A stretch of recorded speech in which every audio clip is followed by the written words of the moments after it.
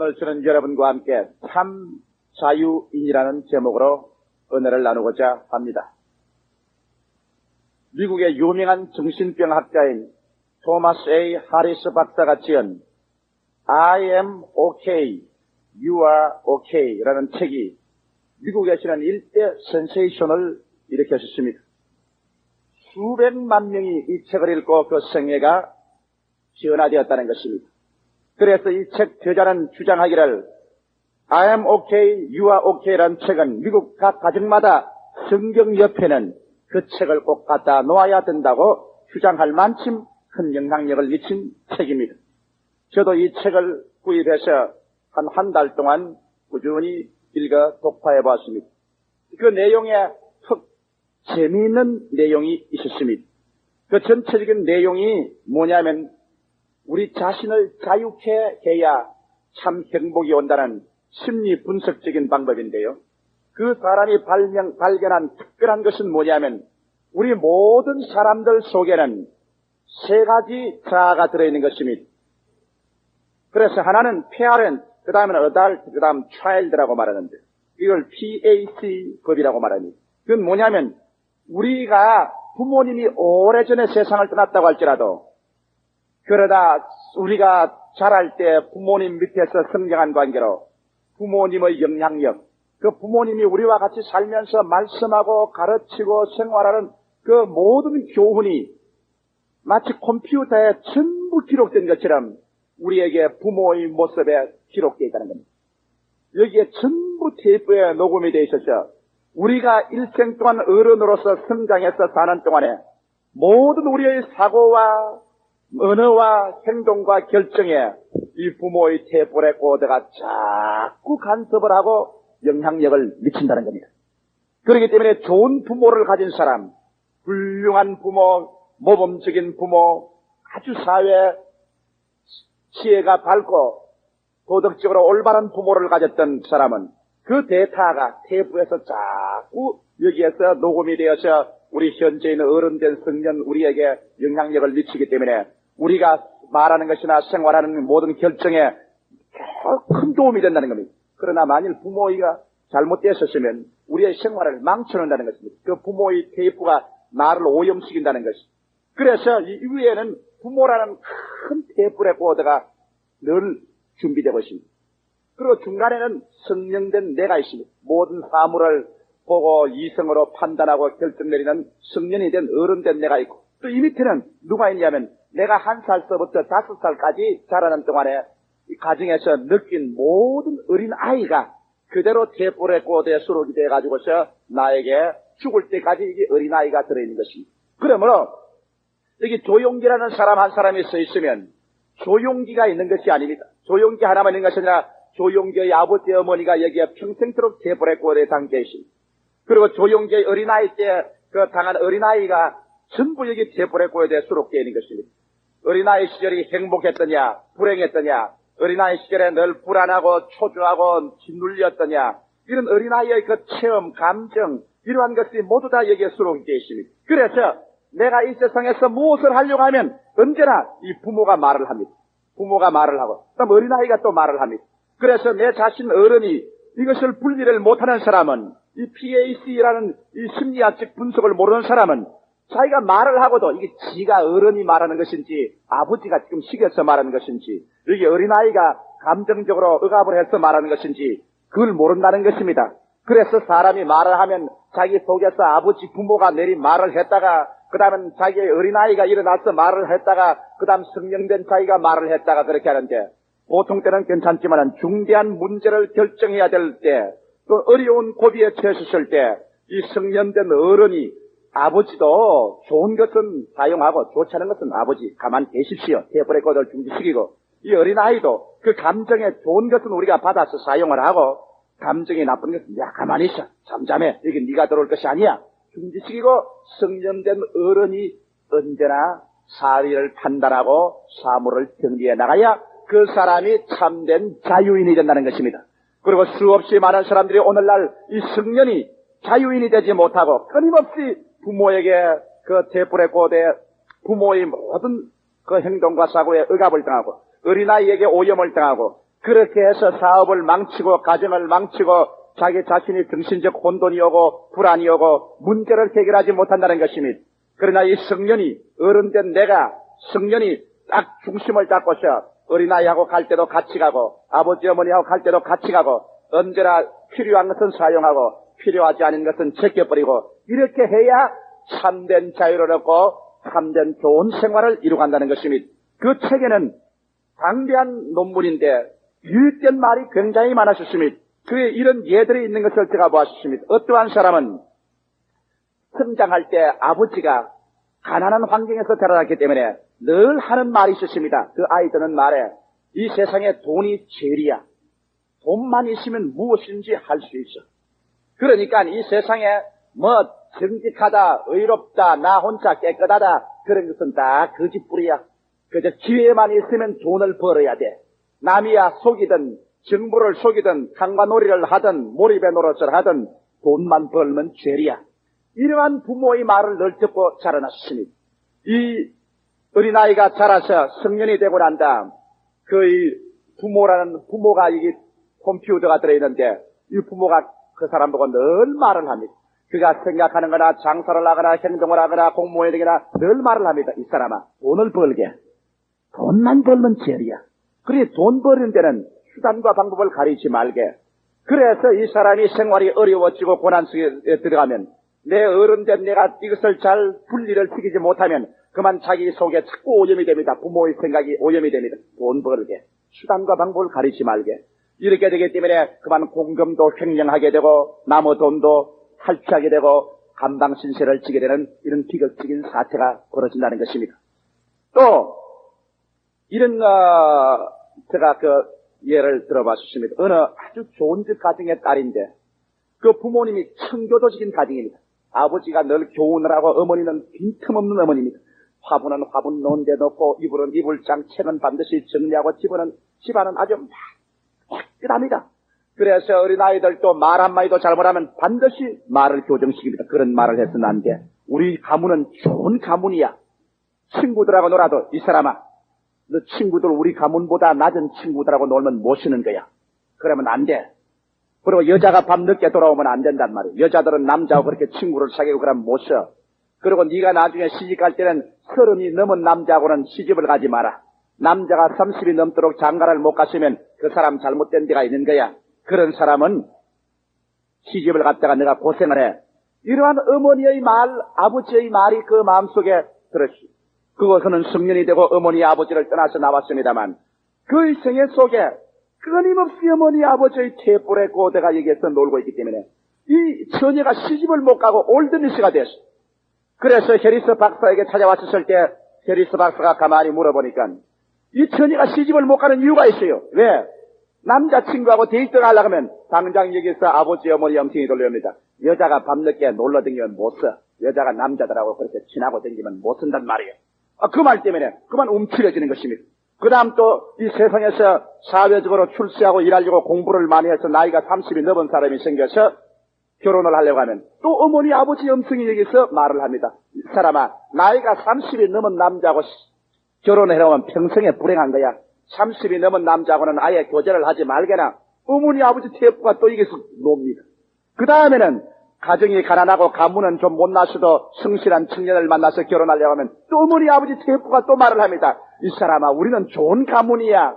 좋은 가문에서 네가 태어났기 때문에 우리 가문보다 못한 사람하고 결혼하면 안 된단 말이야. 그래서 이 처녀는 이 음성이 이 자기의 사고가 어머니 아버지의 생각이 오염된 것을 분리를 못 시켜서 자기는 어머니 아버지 생각에 노예가 되고 말한 것입니다. 올드미스가 됐습니다. 그래서 해리스 박사는 그거는 어머니 아버지 음성이다.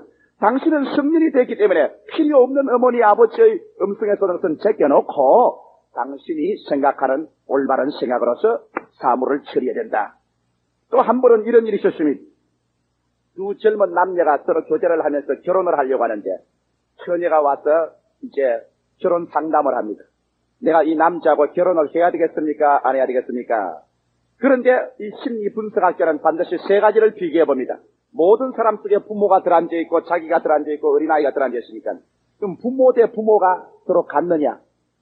성년과 성년이 어른과 어른이 대화될 수 있냐? 너 속에 있는 어린아이와 그 사람 남자 속에 있는 어린아이가 서로 일치가 될 수 있는가 조사를 해봤어.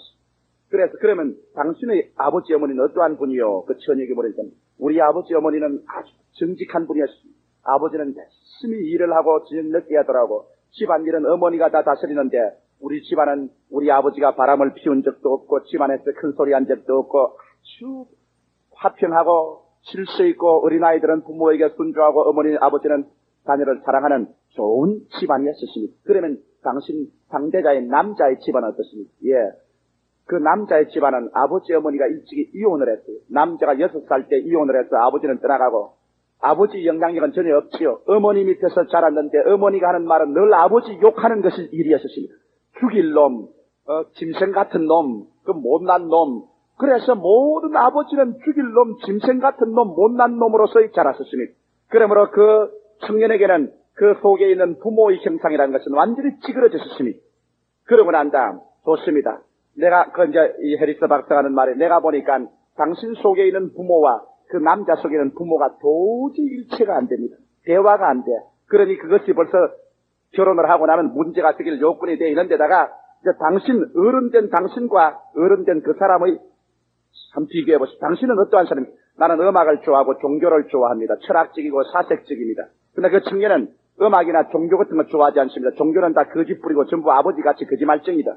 그러고 난 다음 나는 대학을 졸업했으나 그는 대학 1년에 중퇴를 했습니다. 그러고 난 다음 그가 좋아하는 것은 스포츠 운동이고 스포츠 차를 타는 것밖에 없습니다. 그러면 당신하고 그 사람하고도 대화가 잘 안 되겠군요. 그럼 당신의 어린아이 시절을 말해주십시오. 예, 나는 우리 어린아이 시기에 우리 아버지 어머니가 음하고 엄격했기 때문에 나는 늘 애정에 굶주려서 살았었습니다. 그러므로 어쩌든지 어머니 아버지의 애정을 좀 얻어보려고 아양도 떨어보고 애교도 해보고 그래서 나는 지금도 내 어린아이는 언제나 감정이 억압되고 애정에 굶주린 어린아이가 내 속에 들어있습니다. 그래요? 그럼 그 남자는 어떻습니까? 그 남자는 아버지 없이 자라기 때문에 엄마 품에서 완전히 망나니로 자랐었습니다. 달라는 것 다 주고 하라는 것 다 해주고 고함을 치면은 어머니가 설설 뛰고 그래서 그는 완전히 자기 중심으로 살았습니다. 그래요? 그래서 해리스 박사는 말이 당신 그 남자하고 결혼했다가는 일생에 불행할 것은 왜? 당신의 부모하고 그 사람 부모가 속에 있는 것이 맞지 않습니다. 당신의 부모는 언제나 경건하고 올바르셨습니다. 그 사람의 부모는 완전히 없습니다. 부모의 교훈이 없습니다. 그러므로 당신은 방탕하기 어렵지만 그 사람은 아무 교훈이 없기 때문에 방탕하게 될 수 있습니다. 당신은 철학적이고 사색적이지만 그 남자는 운동만 좋아합니다. 당신하고 앉아서 얼마 살지 않으면 서로 대화가 막히고 말 것이요. 당신의 어린아이는 상대방에게 의지하고 애정을 구하기를 원하고 상대방을 이해하려고 하는 어린아이가 들었지만은 저축 어린아이는 막 짓밟는 거요. 그렇기 때문에 당신하고 그 남자하고는 도저히 일체될 수가 없어. 결혼하면 당신은 파탄에 이릅니다. 그래서 결혼을 시키지 않았다는 이야기가 있는 것입니다. 그리고 이 해리스 박사가 하는 말을 보면은 수많은 우리의 문제들이 우리 여기 속에 있는 어른, 내 자신이 아버지나 내 속에 있는 아버지와 부모와 내 속에 있는 어린아이에게서 자유를 얻지 못하기 때문에 가정이 파탄되고 문제가 생긴다는 것입니다. 예를 들어 말하면 부부간에 결혼할 때 깊이 생각해보지 아니하고 저 사람 속에 있는 부모와 내 속에 있는 부모, 저 사람 속에 있는 어린아이와 내 속에 있는 어린아이 이 모든 것을 다 서로 알아보고 I am okay, you are okay가 돼서 결혼하지 않고 서로 한눈에 보아서 기분이 좋다고 결혼을 들어가고 난 다음에 나중에 그 결혼이 파손되는 이유가 있다는 것입니다. 왜? 어려운 문제에 봉착하고 중대한 결정을 내려야 될 때가 오면은 내 속에 있는 어른이 어른 대 어른으로서 이성에 서서 서로 대화를 하면 문제가 해결되는데 사람은 그렇지 못하고 어려운 문제에 딱 부딪히면 어린아이가 일어난다는 겁니다. 남편이 하는 말이 여보 당신은 왜 밤낮 그 꼬락선이야? 당신 어머니가 그렇지만 당신도 그렇구먼. 이제 속에 있는 어린아이가 말을 합니다. 남편은 어른은 그런 비정상적인 말을 안 그러면 그 부인이 그 말을 받아서 허허 웃으면서 그 마음속에 어른이 그 말을 받아서 그래요 미안합니다 잘해보도록 하지요. 그러면 좋을 건데 그 속에 어른이 나오는 것이 아니라 어린아이가 같이 고함을 치. 뭐 어째 당신 부모는 어때? 아따 당신 아버지 정말 잘 낳았더라. 잔소리도 많고 아유 당신 어머니 밑에서 내가 고생한 것 생각하면 내가 빼가 갈려 그러면 뭐 어째 너 어머니는 어땠어? 너 어머니는 잘났어? 아따 너희 어머니 정말 잘났더라. 자 이제 어린아이가 일어납니다. 어린아이들이 가지고서 내 빵 쪽이 크지 그럼 아니야 내게 더 크단 말이야. 내 옷이 좋지. 아니야 너 옷이 더 좋단 말이야. 이제 어린아이가 일어나 싸웁니다. 그러면 그 부인이 말합니다. 내가 이게 시집 올 때 이 집안이 가난하고 형편없던 것, 내가 와서 콧물과 눈물과 고생 다 해서 집안 살림 이렇게 놓으니까 이제 나를 이렇게 구박한다고 크크 웁니다. 우니까 그것도 남편한 말이 뭐 어째 당신 시집 올 때 뭘 가져왔노? 내 친구는 보니까 시집 올 때 보니 자기 친정에서 집도 사주고 자기 아버지가 직장도 다 구해주고 다 줬는데 당신 뭐 형제 뭐야? 당신은 날 뭐 해줬어? 그렇게 목사님 앞에서 결혼할 때는 죽을 때까지 헤어지지 말자고 했다가 그 결과는 싸늘한 재판소에 가서 이혼 증서에 황 도장을 찍고 헤어지고 마는 겁니다. 수많은 이런 일들이 그 속에 일어나는 감정이 이건 어린아이다. 그래서 그 사람이 이 어린아이야 가만히 있어 잠잠해. 너가 일어나면 우리 가정이 파괴된단 말이야. 중간에 있는 어른인 내가 어린아이의 음성을 눌러버리고 정상적으로 서면은 어린아이에게서 자유로와 가정이 파탄해서 피할 수가 있다는 것입니다. 그리고 또 여기 아버지가 자꾸 말을 합니다. 벌써 20년, 30년 전에 부모가 자꾸 여기서 교훈을 합니다면 아버지 가만히 계세요.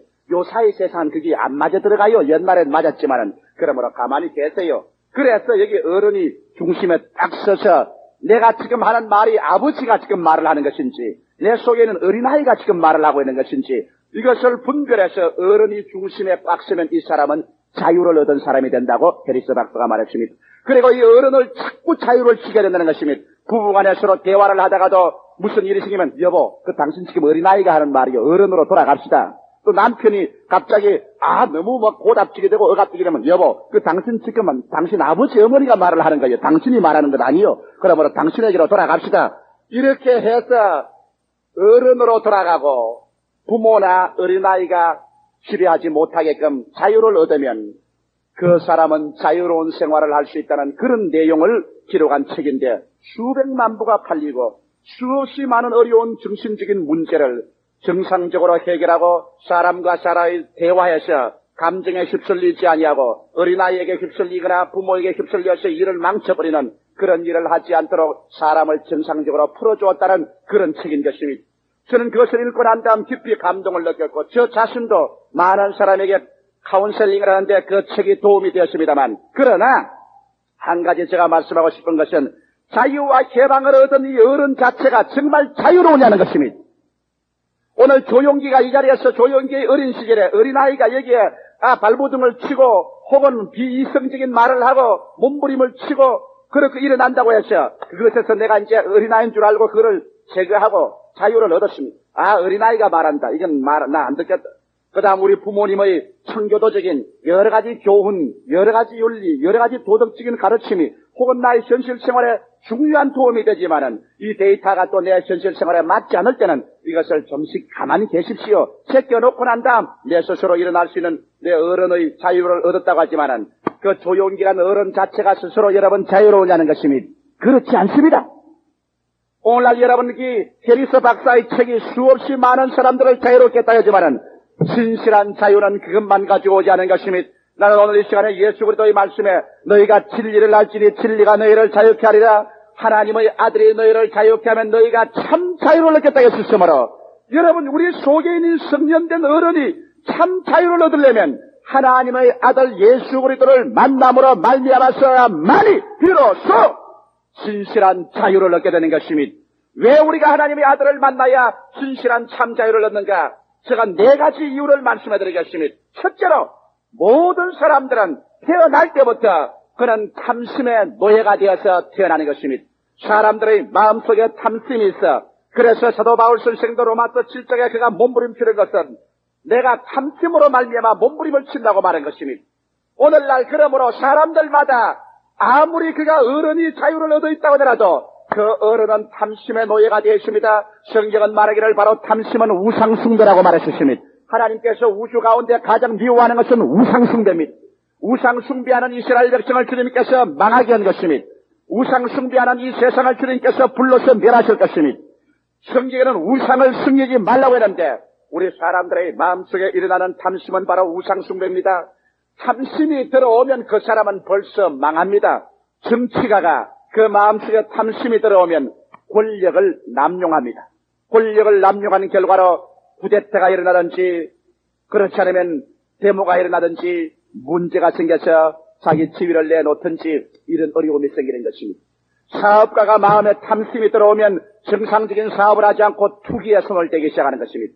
그래서 정상적으로 자라나섰으면 그 사업이 잘하고 재미있게 살아갈 그 가정생활이, 그만 사업가가 탐심이 들어와서 자기가 갚지도 못할 고액 차관을 가져오고 비싼 이자를 물고 사업이 안 되는 것을 계획했다가 왕창 넘어져서 자기도 망하고 국가에도 손실을 가져오고 파멸을 가져옵니다. 탐심이 들어온 가정주부는 자기의 가계부에 적자가 나는 것을 계산하지 아니하고 이웃에서 좋은 냉장고를 들어왔으니 우리도 들어와야 된다. 이웃에서 좋은 옷을 샀으니 우리도 사야 되지 않겠는가.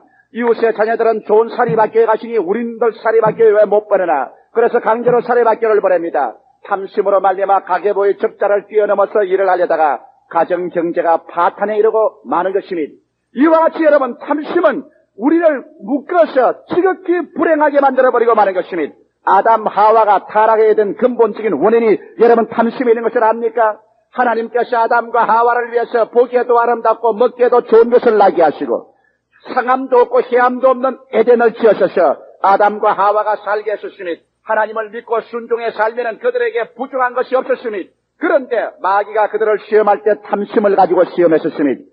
하나님께서 동산의 모든 실과는 다 먹되 선악을 하는 실과를 먹지 마라. 먹는 날에는 정령 죽으리라 하셨습니다. 그럴 때 마귀가 하와를 깨고 아담을 깨어서 그 실과를 보게 한즉 성경은 분명히 말하기를 그 실과를 보니 먹음직하고 부함직하고 지혜를 얻게끔 탐스럽게 보였다고 말한 것입니다. 탐심입니다. 그들의 마음속에 탐심이 들어오자 그 환경의 모든 아름다운 것이 다 불평과 원망이 생겼습니다. 탐심이 들어오자 마음의 평화가 사라지고 기쁨이 사라지고 감사하는 마음이 사라져버리고 마는 것입니다. 그래서 하나님에 대한 불평과 원망과 반항으로 선악과를 따먹었습니다. 그들은 하나님 말씀 대신에 마귀의 말을 들었으며 하나님을 섬기는 대신에 탐심을 섬겼었습니다. 탐심은 곧 우상숭배입니다. 그 결과로 인간은 비극적인 타락을 가져오게 된 것입니다. 사랑하는 성도 여러분, 탐심은 여러분에게 행복을 빼앗아갑니다. 여러분에게 감사한 마음을 빼앗아가는 것입니다. 탐심은 여러분의 생활에 우상을 갖다서 그 우상에 절하게 만드는 것입니다. 이러기 때문에 하나님께서 아브라함을 불러서 그를 믿음의 조상으로 삼을 때 탐심 문제에 대해서 여부 없이 하나님께서 섰습니다. 하나님께서 갈대아 우르 땅에서 아브라함을 불렀었습니다. 갈대아 우르 땅은 우상의 동리요 아브라함의 아버지 테라는 우상 장사였다고 합니다. 그런데 영광의 하나님이 나타나서 말했습니다. 아브라함아 아브라함아, 너는 내 부모 전토 애비 집을 떠나 내가 내게 지시할 땅으로 가라. 그러면 내가 너로 큰 민족을 이루고 내가 내게 복주고 복주며 번창케 하고 번창케 하리니 너는 온 세계 만민의 복의 근원이 될 것이라고 말한 것입니다. 아브라함이 축복을 받고 난 다음 갈대아 우르에서 떠나 하란까지 왔다가 하란에서 이제 가나안으로 들어올 때 하나님은 내 부모 전토 아비 집을 떠나라고 했는데 여기에 그만 아브라함이 탐심이 하나님의 그 명령을 순종할 수 없게 되셨습니다. 하란에서 모은 모든 재산을 수레에 실었습니다. 수십 대의 수레에 실었습니다. 하란에서 얻은 종들을 수백 명 줄을 세우고 그 다음에는 애비 집을 떠나라고 했는데 조카의 손을 잡고 아들이 없으니까 조카를 아들 삼아 조카를 롯을 잡고 그러고 난 다음 현진에서 가나안을 향해서 들어옵니다. 아마 하늘에서 천사가 말을 했겠습니다.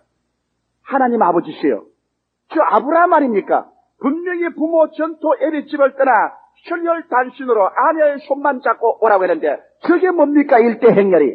아마 하나님께서 내려다보시고 혀를 차셨을 것입니다. 사람은 저렇다니까. 탐심은 곧 우상 숭배인데 저 술에다가 우상을 잔뜩 싣고 오니 저 탐심하고 나하고 나중에는 감이 되어서 제대로 내버려두면 아브라함은 타락하고 만다. 제대로 내버려두면 아브라함은 하나님과 거리가 멀어지고 버림받고 만다. 나는 저 탐심의 소재인 그 물질을 내가 칠 테니 보아라. 아브라함이 하나님의 축복을 기대하고 가나안 땅에 들어와서 그 짐을 다 풀어놓고 짐승을 다 풀어놓고 종들을 다 풀어놓아 큰 때를 이뤄가는데 하나님께서 가나안에 오시자마자 축복을 주신 것이 아니라 하늘은 못이 되어 비가 오지 않냐고 땅에 물은 다 마르고 곡식은 불타고 먹을 풀은 없으며 양떼와 소떼는 다 굶어 죽고 종들은 배고파 불평하다가 다 도망을 쳐버리고 그런 폐가 망신하고 말한 것입니다. 하나님이 어찌된 일입니까? 하늘을 쳐다보고 기도해도 땅을 치고 통곡해도 응답은 없습니다. 왜? 아브라함이 탐심을 싣고 왔기 때문인 것입니다. 그의 마음속에 물질의 우상을 가지고 왔기 때문에 하나님은 우상을 치는 것입니다. 그래서 물질 다 잃고 난 다음에도 조카 롯을 보내야 됩니다. 조카를 돌려보내라고 했습니다. 그런데 그는 조카가 아들과 같이 데리고 있고 싶고 보내기 싫어서 가지고 있었습니다. 조카가 배고프다고 울고 불고 하니까 조카가 우상에 대해 그 조카 살리겠다고 애굽 땅으로 내려가셨습니다. 애굽 땅에 내려가서 어떻게 했는지 압니까? 아브라함이 보통 타락한 것이 아니라 자기 아내의 몸을 팔아 먹고 살았었습니다. 큰 슬픔과 고난의 해를 지나고 난 다음 그가 크게 깨닫고 그 다음에 다시 가나안 땅으로 올라왔을 때는 그는 탐심을 다 버렸습니다. 왜? 롯이 와서 말했습니다. 아저씨의 양치기와 나의 양치는 사람들이 서로 우물과 서로 좋은 풀밭을 위해서 싸우는데 아저씨 어떻게 할까요? 그때 아브라함은 여기에서 탐심을 버렸습니다. 네가 좋은 대로 어떻게 가라. 네가 동하면 나는 싸우고 네가 남하면 나는 부가리라. 그래서 조카 롯은 저 요단강 물이 넘치고 기름진 서쪽 요단강을 향해서 아저씨 그럼 내가 저리 가겠습니다. 그래서 아브라함이 남은 것은 산지 뼈다귀만 남은 산지에 홀로 남았었습니다. 조카를 보내고 물질에 대한 탐심을 다 버리고 그가 혈혈단신되어 이제 자기 아내와 둘이 남았을 때 하늘에서 음성이 들려왔습니다. 아브라함아 산 위로 올라가라. 아브라함이 산 위로 올라갑니다. 중티골란에 더 올라가니 꼭대기까지 올라가셨습니다. 너의 눈에 손을 대고 동서사방을 바라보라. 내 눈이 미치는 곳까지 내가 다 너에게 주었으니 너와 내 후손에게 이것을 주었노라. 비로소 아브라함이 탐심에서 개방을 얻자마자 하나님께서 아브라함에게 축복해 주시되 가나안의 모든 것을 축복해 주었고 아브라함은 그 부가 되고 말한 것입니다. 여러분 성경 말씀에 보아서 아시겠지요? 부자 청년이 예수를 찾아온 적이 있습니다. 그런 질풍처럼 뛰어와서 예수 앞에 엎드려서 말했습니다. 선한 선생이여 내가 무슨 선한 일을 하여 구원을 얻으리까? 그때 예수께서 그 증명하는 말은 너 돌아가서 너 있는 재산을 다 팔아 가난한 사람에게 나누어 주고 나를 따르라. 그리하면 네가 구원을 얻을 것이라고 하셨습니다. 이 청년에게는 충격적인 말이었습니다. 그러나 예수님은 올바른 말을 했습니다. 왜? 이 청년은 재물에 대한 탐심이 광목했기 때문에 그런 우상을 섬기고 있었습니다. 이 청년에게 재물은 우상 숭배였습니다. 그 탐심, 그 우상을 가지고 주님 앞에 와서 우상과 그리스도를 동시에 섬길 수 없습니다. 성경을 말하기를 사람이 황금과 하나님을 동시에 섬길 수 없느니라.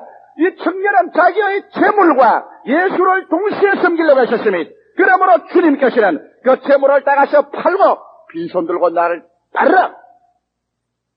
이 청년은 재물을 따를 것이냐 영생의 주님을 따를 것이냐 기로했었을 때 보십시오. 그는 일어나서 주님을 발길로 차버리고 재물을 따라 가셨습니다.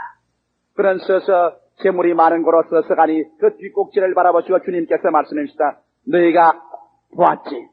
부자가 천국에 들어가는 것은 약대가 바늘기로 들어가는 것보다 더 힘들다.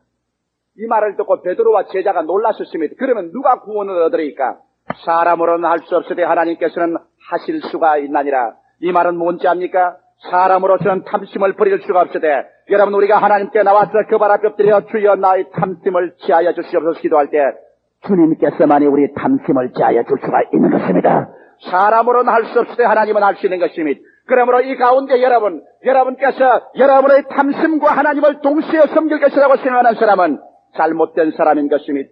수없이 많은 사람이 하나님을 찾고 하나님의 은혜를 받고 싶고 예수 그리스도를 체험하고 싶지만은 그러나 자기의 탐심의 우상을 잔뜩 부둥켜 안고 주님께 나오려 하기 때문에 주님은 그러한 사람을 부자 청년을 돌려보내듯이 돌려보내고 마는 것입니다. 오늘 이 시간에 앉아서 내 설교를 듣는 사람 중에도 천국에 들어가기가 바늘기로 약대가 바늘기로 들어가는 것보다 더 힘든 사람도 있을 것입니다. 그러면 어찌해야 되겠습니까? 여러분 이러한 탐심에 노예가 된 사람은 나사렛 예수 앞에 나와서 주님이시여 내 마음속을 붙잡고 있는 탐심을 제하여 주시옵소서. 세상에 대한 탐욕, 물질에 대한 탐욕, 세상에 대한 탐심을 주님께서 꺾어 주시옵시고 주여 그 발 앞에 내가 엎드리니 나를 자유케 하사 구원하여 주시옵소서. 성경은 약속하기를 하나님의 아들이 너를 자유케 하면 너희가 진정코 자유를 얻으라고 말씀한 것입니다. 그래서 여러분의 물질이 여러분의 우상이 되는 것 다 놓아버리고 난 다음에 주님 홀로 중심으로 섬길 때 주님이 여러분 버릴 줄 압니까? 성경은 밝히 말씀하기를 그 나라와 그 의를 먼저 구하라. 그리하면 이 모든 것을 너희에게 도와주리라. 우리 하나님께서는 당신이 하늘에서 부어진 축복으로 자녀들이 성장해서 물질을 가지고도 하나님이 주신 것이라고 기뻐하기를 원하지. 세상에서 얻어서 그것이 탐심이 되어 우상이 되어서 내가 혹시 예수 믿다가 물질에 손해가지 않을까 해서 조금만 손해가면 하나님 내 발길로 차버리고, 조금만 하나님 사업에 물질 내놓으라면 또 하나님 앞에 대항하고 발길로 차고, 이러한 사람을 하나님께서는 원치 않은 것이니, 이러므로 오늘 승인된 여러분과 내 자신이 참된 자유를 얻고 행복하게 살려면 탐심에서 자유를 얻어야 되는 것이니, 탐심 없이 아내를 사랑하는 남편, 탐심 없이 남편을 사랑하는 아내, 탐심 없이 자녀를 사랑하고, 자녀는 부모를 사랑할 때 무슨 재산 상속이나 주지 않았냐 하는 탐심을 가지고 부모를 생각하지 말고 탐욕에서 벗어나 참된 자유 가운데서 부부의 사랑, 부모, 자식의 교제가 이루어질 때 거기에 참 행복이 다가오는 것입니다. 둘째로, 성년된 우리가 참 자유를 얻기 위해서는 죄의 습관에서 자유를 얻어야만 되는 것입니다. 우리가 모두 다 죄인 아닙니까? 죄인 아닌 사람이 누가 있습니까? 성경에는 모든 사람이 죄를 범하였으니 하나님의 영광에 이르지 못하느니라고 말씀하셨습니다. 죄를 짓지 않은 의인은 한 사람도 없습니다. 그러나 예수 그리스도의 십자가 앞에 나와서 예수의 보혈에 우리가 목욕하셨을 때 예수의 피로 말미암아 우리는 죄책에서 놓여났습니다만, 죄책에서 놓여났어도 죄악의 습관이 우리 속에 참호를 파고 들어앉아서 자꾸 죄 속으로 끌어가는 일이 많습니다. 그러기 때문에 바울 선생이 말하기를 내 마음으로는 하나님의 법을, 육신으로는 죄의 법을 승리노라. 오라 나는 공고한 사람이로다. 이 사망의 몸에서 누가 나를 건져내려고 하는 것입니다. 수없이 많은 사람들이 자유인인 줄 생각하고 있지만은 실상은 자유인이 아니고 그 가운데 있는 성년된 어른된 자기가 죄악의 사슬에 묶여서 죄악의 습관에 묶여서 끌려가는 사람이 얼마나 많습니까? 저는 아주 무죄하고 그것은 죄가 아니라고 한 것에도 묶여서 그는 하나님을 멀리 떠나는 사람 보았습니다. 여러분, 요사이 이 고급 사회에서 유행하는 낚시. 한 가정에서 예수를 믿었습니다. 그 남편도 예수를 믿었는데, 이 남편이 수요일 날은 교회를 나오는데 주일날은 안 나와요. 그래, 왜 주일날 안 나오는가 하고서 집에 가서 물어보니까 주일날은 낚시를 간답니다. 그 낚시를 안 가고서 교회에 나올 수가 없느냐? 그가 하는 말이 낚시가 자기 마누라보다 더 좋답니다. 낚시 던져서 고기가 물고서 땡기면 물을 착착착 치면서 쫙 땡겨는 거 보면 이건 뭐 자기 마누라보다도 좋고 자식보다도 좋대요. 낚시에 미쳤어요. 그래서 저희들이 가서 안 된다고 기도하고 낚시를 버리고 하나님 중심으로 살아야 되겠네. 그 다음부터 고민을 합니다. 주일날 아침 4시쯤 되면은 낚싯대하고 낚시통을 잡고서 앉아가지고서 고민을 합니다. 낚시를 가야 되나, 교회를 가야 되나, 낚시를 가야 되나, 교회를 가야 되나. 이러한 것도 여러분 자유를 묶어놓는 것이 되고 마는 것입니다. 그는 기어코 주 예수 그리스도 앞에 기도하고 난 다음에 하나님을 먼저 섬겨야지 낚시를 섬길 수 있냐? 그는 낚시를 오랫동안 타당화했습니다. 내가 주일날 교회 나왔는데 아니요 목사님, 나는 호수에 가서 낚시를 그래놓고 있으면서 내 혼자 예배를 봅니다. 그런 거짓말이 세상에 어디 있어요? 죄악을 타당화하면 그 죄에서 노연함 받지 못합니다. 그는 기어코 낚싯대를 끊어버리고 그는 교회에 나오게 되고 훌륭한 하나님의 자녀가 되셨습니다. 나는 또 한 가정을 보았어요. 그 가정은 이상하게 비만 오면 교회 나오거든. 비만 안 오면 교회를 안 나와요. 이상하다. 비 오는 교인이다 저 사람은. 비만 오면 교회 나오는.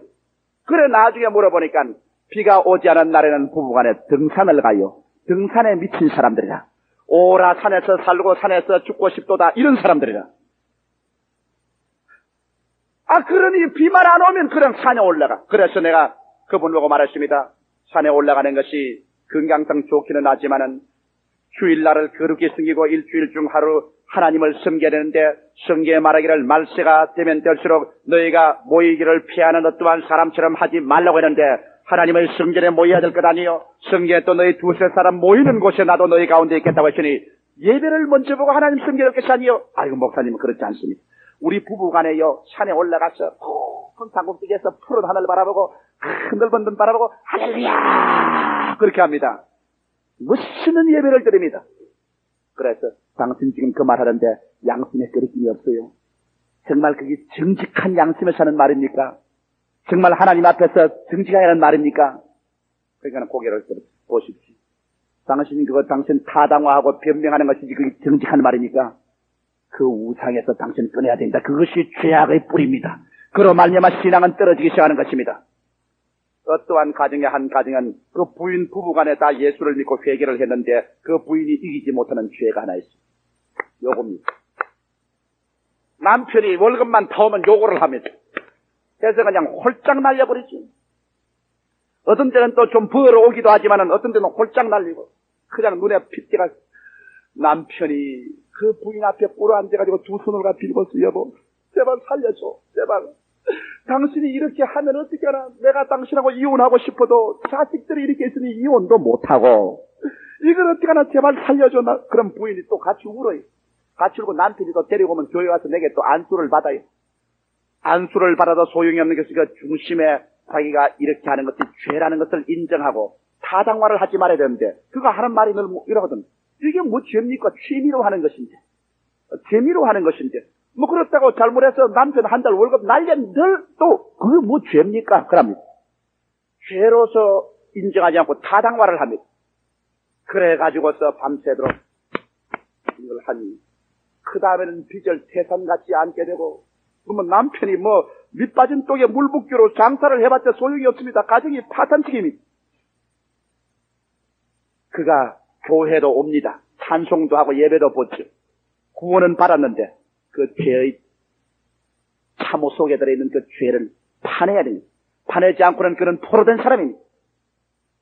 아마 지금쯤은 그가 그 죄를 잊었는지 모르겠지만 그는 그 죄를 죄로 타당화하지 않기 때문에 그 가정은 파탄되고 말았습니다. 여러분 죄라는 것이 그렇게 쉬운 건 아닙니다. 죄에 포로된 자는 자유가 없습니다. 내 신앙상담에 어떤 우리 교회 착실히 나오는 분 한 분 나와서 신앙상담에 앉지만은 앉자마자 두 발자라고 저기 가서 아유 목사님 나 살려줬어. 그래서 아니 무슨 말을 해야 살려주지 말도 안 하고 가슴만 치면 이겨네. 목사님 나 구원을 받았어요. 나 은혜도 받았어요. 참 좋아요. 그런데 내가 술 먹는 마귀에 들렸어요. 그래서 그 뭐 사회생활 하자면 한두 잔 마실 수도 있지. 뭐 그것 때문에 그렇게. 아이고 목사님 한두 잔 마시면 문제가 아닌데 나는 방 안에 하나님도 못 보고 사람도 못 보게 문 딱 닫아놓고 막 병채로 들이킵니다. 막 병을 가지고 부어 넣어요. 목사님 한 병 하나만 부르게 하면 두 병 세 병 있는 대로 다 부어 넣습니다. 목사님 나는 어떻게 해야 됩니까? 그는 자유인이 아니었습니다. 그는 수입도 괜찮은 사람이고 사업도 꽤 잘하고 자기 부인도 있고 자식도 있고 교회에도 나와서 구원을 받았습니다만 죄의 포로였습니다. 술 먹는 습관의 포로였습니다. 우리가 기도하고 그는 그것을 죄로 인정했습니다. 타당화하지 않았습니다. 나는 죄인입니다. 그러고 난 다음 기도하자 그 술이 떨어지고 마는 것입니다. 그는 자유인이 되어버리고 마는 것입니다. 그는 자유를 얻은 것입니다. 여러분 수많은 사람들이 예수 믿고 구원을 받고 난 다음에도 사잘구레하게 성 잘 내는 것 남의 흉 잘 보는 것, 거짓말 잘하는 것, 그런 이러한 것들이 죄로 인정을 하지 않습니다. 그러나 이런 것들이 여러분의 자유를 구속합니다. 자유가 없는 사람은 참 행복한 생활을 할 수 없습니다. 성경은 요한일서 3장 8절에 말하기를 죄를 짓는 자는 마귀에게 속하나니 마귀는 처음부터 범죄함이니라 하나님의 아들이 나타나신 바 되었으니 마귀의 일을 멸하려 하심이라고 말하셨습니다.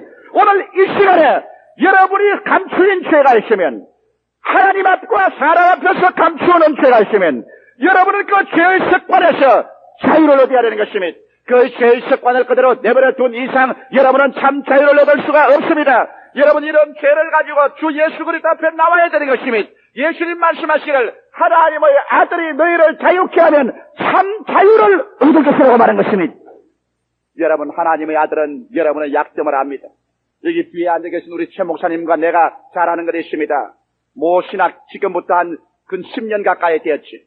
모신학대학교 졸업반에 있는 사람이 우리 사무실 차디찬 콘크리트 바닥에 엎드려서 통곡을 하고 울 때 최 목사님하고 나하고 안수된 기억이 납니다. 그렇죠? 기억나죠? 기억난다고 그랬어요. 왜 이 청년은 구원을 받고 신학까지 다니면서 음란마귀에 잡혀있습니다. 한 달에 몇 번이고 종로 3가에 갑니다. 종로 3가에 갔다 와서는 신학교 기숙사에 와서 가슴을 치고 몸부림을 치고 옵니다. 그러나 그 음란마귀에 이기지를 못합니다. 그런 와서는 말이 목사님 나도 신학교를 이제 졸업받고 목회를 나가야 되는데 나는 이 귀신에 이기지 못합니다. 이거 죽을 지금 이해를 어떻게 합니까? 그런 죄를 숨기지 않으셨습니다. 죄를 감추면 불쌍히 느낌을 받지 아니합니다. 죄를 고백하면 긍휼함을 입습니다. 그가 죄를 자백하고 이거는 마귀니 건져달라고 하십니다. 자기 힘으로 못 이기니까. 그래서 저와 우리 최 목사님이 합쳐서 그 마귀를 쫓았습니다. 그는 그 마귀에서 떨어져 나와 아주 놀라우게 자유를 얻으셨습니다. 그는 오늘 서울 변두리에서 목사로서 훌륭하게 목회를 하고 있는 것입니다. 사람은 자유를 얻어야 되는 것입니다. 이러므로 오늘 이 시간에 우리가 죄의 습관에서 자유를 얻지 못하고 감추고 있다면 여러분과 나는 참 자유인이 아닌 것을 알아야 되는 것입니다. 셋째로 우리는 삶의 불안과 공포에서 자유를 얻어야만 되는 것입니다. 성경은 말씀하기를 말세에는 고통하는 때가 이르리라고 말한 것입니다. 오늘날 여러분과 나의 환경 가운데 홍수처럼 고통하는 때가 우리에게 다가오고 있습니다. 여러분, 석유 파동이 일어나자 춥고 교회도 춥고 집에도 춥고 산업이 마비가 되고 월남 전쟁이 도로 일어난다고 하고 중동 전쟁이 다시 불 붙을 것 같기만 하고 물가는 천정 모르게 뛰어오르는데 월급은 같이 따라 올라가지 아니하고 만성적으로 가계부는 자꾸 적자만 허덕이니 이렇게 해서 어떻게 살겠는가? 우리는 현실적인 생활을 바라보게 될 때 우리 삶의 불안과 공포가 점점 밀물 밀듯이 우리에게 다가오는 것을 피할 수가 없습니다. 그러므로 오늘날 세상에는 염려와 근심과 불안과 초조와 절망, 이것이 오늘날 정신적인 노이로제병이 되어 편만하게 사회를 안개처럼 덮고 있는 것입니다. 어떻게 하면 우리가 삶의 불안과 공포에서 자유를 얻을 수가 있는가? 성경 열왕기하 6장 8절로 19절에 보면은 엘리사와 게하시에 대한 이야기가 있는 것입니다. 엘리사는 이스라엘의 선지자라. 그가 기도하면 하나님이 계시해 주기 때문에 아람 왕이 군대를 동원하여 이스라엘을 공격하려고 할지라도 엘리사가 기도해서 왕에게 진언을 합니다. 아람 왕이 이리 올 테니 이리 군대를 파견해서 막으시오. 아람 왕이 저쪽에 복병에 있으니 그리로 가지 마시오. 아람 왕이 가슴을 치고 통탄할 노릇입니다. 모든 작전 계획을 엘리사가 기도를 해서 다 알아냅니다. 그래서 그는 자기의 군대에게 명령을 내리셨습니다. 엘리사를 잡아라. 엘리사를 포로 잡아라. 그런데 그 정보부에서 소식이 왔습니다. 엘리사가 도단성에 있나이다. 왕은 전 군대를 동원하여 도단성을 밤새도록 맥ገብ으로 에워쌌습니다. 아침에 되어 잠에서 깨어났는데 엘리사의 종 게하시가 밖에 나가서 사정을 살펴보니 온 산과 들에 깃발이 가득합니다. 엘리사가 포로가 됐습니다. 게하시는 그만 혼비백산했습니다. 무릎이 떨리고 니빨이 떨리고 온 피가 다 아래로 쏟아졌습니다. 불불 기어서 들어가서 말했습니다. 엘리사 선생이여, 엘리사 선생이여, 이제 우리는 죽었습니다. 이제 낭패났습니다. 아람 군대가 격격히 둘러섰습니다. 그때 엘리사는 잠시 묵상하고 기도하더니만 얼굴을 들어 웃으면서 하는 말이, 이 사람아, 우리하고 계시니가 저들보다 더 많다. 아버지여, 게하시의 눈을 열어서 보게 하소서. 게하시가 눈을 열어보니 온 아람 군대가 둘러싼 그 안에 하나님의 불말과 불병거가 산천에 가득하게 둘러싸여 있었습니다. 게하시는 벌벌 떠지만은 여기에 믿음으로 보는 이 엘리사는 두려워하지 않고 믿음으로 나아가서 그 사람들에게 들어갔습니다. 여보시오, 누구를 찾소? 엘리사를 찾습니다. 이 성은 그 성도 아니요, 이 사람은 그 사람도 아니, 나를 따라오시오. 그 군대를 거느리고 바로 이스라엘의 서울인 사마리아 수도까지 들어와서 전 포위해서 그 사람들을 붙잡았던 일이 있습니다. 여러분, 여기에서 우리가 상징적으로 보게 되면 여기에 게하시는 여러분의 그 사람이고 엘리사는 여러분의 속사람인 것입니다. 우리 각 사람들마다 자기 속에 엘리사와 게하시가 있습니다. 우리의 속사람은 하나님의 말씀을 즐거워합니다. 그러나 우리의 그 사람 게하시는 자꾸 환경을 보고 난 다음 엘리사야 죽었다, 엘리사야 이제 죽었다, 절단났다고 말하는 것입니다. 이러므로 여러분, 오늘날 우리가 삶의 불안과 공포와 절망에서 이겨나려면 게하시의 말을 들어서는 안 됩니다. 우리의 환경은 변화됩니다. 환경은 시간과 환경을 따라 변화됩니다. 석유파동도 오고 물가도 올라가고 가게가 적자가 되기도 하고 사업이 잘 안 될 때도 있습니다. 유동적인 환경을 바라보고 우리의 육신의 사람이 눈에 보는 대로, 귀로 듣는 대로, 손으로 만지는 대로, 느끼는 대로 해서 이제 날 죽었다고 뛰기 시작하면 그 사람의 가슴 속에 평화가 있을 날이 없는 것입니다. 그러나 눈에는 아무 증거 안 될지라도, 귀에는 아무 소리 안 들려도, 손에는 잡히는 없을지라도, 내 앞길 추럭같이 어두울지라도 여러분 속에 있는 이 엘리사와 같은 속사람이 일어나서 하나님 말씀 위에 서서 주님을 바라보고 서 있으면 환경에 요동하지 않게 되는 것입니다. 바울 선생은 말하기를 우리는 믿음으로 행하고 보는 것으로 행하지 않는다고 말하셨습니다. 성경 예수께서는 말씀하기를 사람이 떡으로만 살 것이 아니요 하나님의 입으로 나오는 말씀으로 살 것이라고 말한 것입니다. 주를 믿고 기다리면 현재 안 되는 것이 지나고 보면 잘 되는 것이 있습니다. 현재 망한 것이 지나고 보면 축복되는 것이 있습니다. 여러분 성경에 기록한 32,500가지의 하나님의 약속의 말씀이 그렇게 힘없고 맥없는 말씀이 아닌 것입니다. 이 하나님의 말씀은 저 하늘이 무너지고 이 땅이 꺼져도 1.1핵도 변하지 않습니다. 이 말씀은 천지를 지으신 위대한 창조적인 말씀인 것입니다. 그렇기 때문에 오늘날 우리가 삶의 불안과 공포에서 자유를 얻기 위해서는 하나님 말씀을 들어야 됩니다. 하나님 말씀을 읽어야 됩니다. 하나님 말씀을 사고해서 여러분 속에 있는 엘리사와 같은 그 속사람이 말씀 위에 서서 살아야 되는 것입니다. 동남풍아 부르라, 서북풍아 부르라. 그러나 하나님을 사랑하는 자 곧 그 뜻대로 부르심을 입은 자들에게는 모든 일이 합력하여 선을 이루나니라. 이와 같은 확실한 하나님의 말씀에 서서 여러분이 나아가면 비로소 바울 선생같이 외칠 수 있습니다. 이러므로 사망이나 생명이나 천사들이나 높음이나 깊음이나 현재이나 장래이나 세상 아무것도 예수 그리스도 안에 있는 하나님의 사랑에서 끊을 수가 없나니라고 담대하게 말할 수가 있게 되는 것입니다. 이러므로 사랑하는 성도 여러분, 이 말씀을 등한히 여기지 마십시오. 이 말씀은 천하보다 귀한 것입니다. 그리고 이 말씀은 살아있는 말씀입니다. 운동력이 있습니다. 홍과 영과 및 관절과 골수를 짜깁니다. 이 말씀은 그대로 믿고 나가는 자에게 현재도 이루어지고 하나님께서는 그 따르는 표적으로 말씀을 확실히 증거해 주십니다. 이렇기 때문에 여러분께서 예수 그리스도를 진실로 체험하고 말씀 위에 서면 불안과 공포를 이길 수 있는 것입니다. 어떻게 예수를 체험합니까?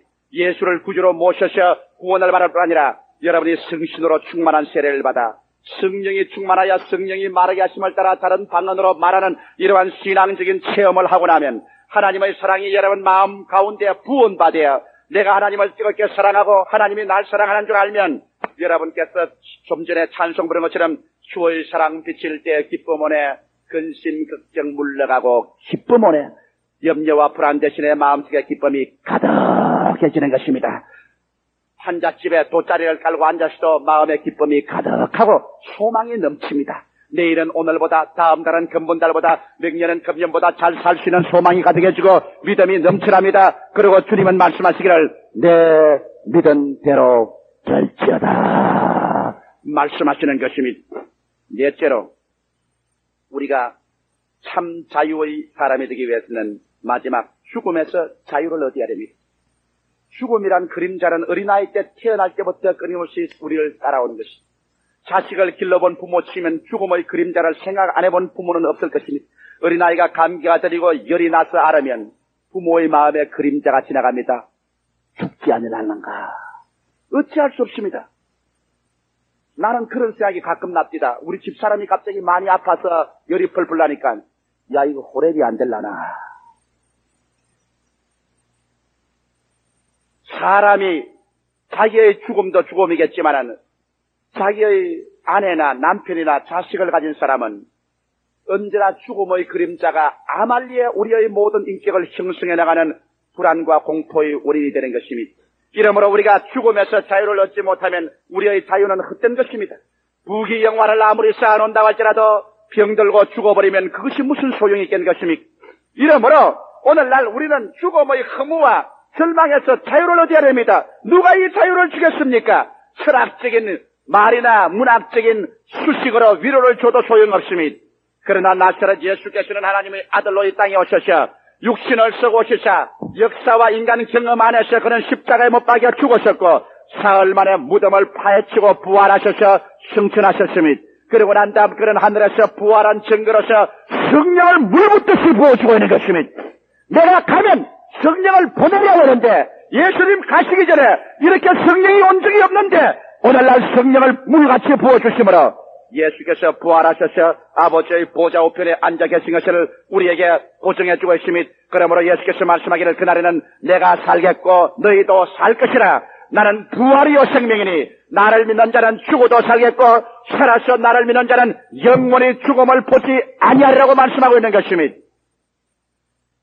저는 내가 본 성도 중에 죽음을 초월한 가장 위대한 성도 한 사람이 내 마음에 사라지지 않습니다. 제가 전라도 김제에 가서 부흥회를 하다가 그때 저희 설교를 듣고 구원받은 자매님입니다. 70고개가 넘은 자매님인데 열심히 서대문 교회 서울에 올라와서 나왔습니다. 청춘 과부가 되어 세 딸을 길렀는데 여러분 세 딸을 모두 다 이과대학에 두 딸을 모두 다 이과대학에 졸업을 시켰습니다. 그 사위들도 다 의사입니다. 과부가 혼자서 두 딸을 여러분 의사를 만든다면은 얼마나 고생했다는 것을 알 수 있습니다.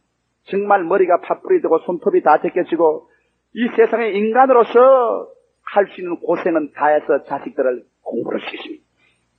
근데 제가 하와이에서 부흥회를 하고 오니까 비행장에서부터 그냥 그 자녀들이 와서 병원에 빨리 와달라고. 우리 어머니가 입원했는데 죽게 되는데 조목사만 노래처럼 부르고 있으니까 빨리 와달라고. 그래서 제가 병실에 들어가니까 뭐 전부 딸도 사위도 다 세브란스 병원 의사니까 즉실에 좋은 데 있어. 들어가자마자 뺏게 마른 손을 내밀고 날떴더니 눈물을 흘리면서 목사님 왜 그렇게 늦게 옵니까? 목사님 한번 보고 죽으려고 내가 다시 죽음과 싸우고 참고 있습니다. 이젠 내가 편안히 가겠으니 날 위해서 축복을 해주시오. 그러니까 그 딸이 옆에 있다가 아이고 안 됩니다 목사님. 그런 기도는 안 됩니다.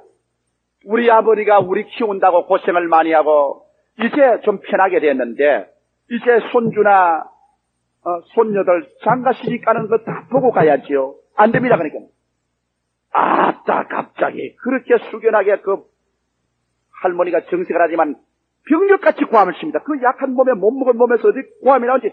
여이놈! 고얀 놈! 이 어머니가 70평생 동안 자식이 힘이 돼. 그 자식 구김살 없이 살려보려고. 내가 무슨 일을 안 했나? 장사를 안 했나? 식모살이를 안 했나? 내가 중노동을 안 했나? 이제 내 일 다 했어. 이제 내가 내 딸에게 달 일 다 했어. 나도 이제 우리 아버지 집에 가서 나도 호강 좀 받고 사랑 좀 받고 나도 아버지 집에 가서 쉬고 싶은데 이 불효막심한 놈. 지가 욕심만 차리고 지만 알고 너희 딸 너희 아들 장가 시집 가는 거 보기 위해서 날 보고 이 땅에 더 머무르란 말이야. 이 고얀 놈 불효막심한 놈. 나도 우리 아버지에게 이제는 갈란다. 날 잡지 마라. 그러니 나를 보고 하더니 목사님 성경에 목사님 주일날을 설교하는 건 내 마음속에 다 간직하고 있습니다. 그 중에 더 뚜렷한 것은 요한복음 14장의 1절부터 너희는 마음에 근심하지 말라. 하나님을 믿으니 또 나를 믿어라. 내 아버지 집에 있을 곳이 많도다. 그렇지 않으면 내게 일렀으리라. 내가 너희를 위하여 처소를 예비하러 가노니 가서 너희를 위하여 처소를 예비하면 다시 와서 너희도 나 있는 곳에 함께 있게 하리라. 목사님 이 말씀 내 믿습니다. 나는 이미 마음속에서 천당이 보입니다. 죽으면 나는 아무것도 없습니다. 내 아버지 집에 함께 계시니 기도해 주십시오.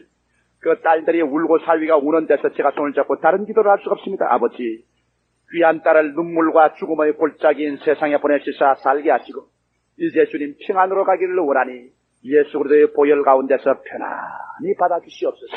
그 부인의 할머니의 얼굴에 영광이 가득 차고 주름살마다 영광이 가득 차고 그런 할렐루야를 부르면서 천국으로 떠나가셨습니다. 죽음을 이긴 승리. 여러분 얼마나 위대한 승리입니까? 그 할머님 속에 만일 이와 같은 영광스러운 승리가 없었더라면 딸 이제 다 출세시켜서 이제 잘 살게 되고 손녀 다 봤는데 내가 한시라도 더 살아야지 얼마나 발부둥을 쳤겠습니까? 그러나 그에게는 이 땅은 이미 다 희미하고 그런 광명한 천국의 빛이 그의 얼굴에 환하게 보였기 때문에 그는 이 땅에 미련 없이 떠나갈 수 있는 죽음을 초월한 죽음에서의 자유를 얻은 것입니다. 그러므로 고린도 후서 5장에 바울 선생은 말씀하기를 만일 땅에 있는 우리의 육신의 장막집이 무너지면 손으로 짓지 아니한 영원한 집이 우리에게 있는 줄을 우리가 안다고 말씀하셨습니다. 바울은 자기가 한번 삼청춘에 셋째 하늘에 끌려 올라간 체험을 하고 난 다음에 그런 빌립보서에 말하기를 내가 두 사이에 끼었으니 차라리 육신을 떠나 그리스도와 함께 있을 욕망을 가진 것이 더 좋다고 하늘나라 올라가기를 사모한 것입니다. 사랑하는 성도 여러분, 지금 여러분 이 자리에 앉아 계시지만은 우리 이 자리에 앉은 여러분과 나 모두 다 빌려온 시간에 빌려온 대지 위에 빌려온 육신의 인생집을 짓고 삽니다.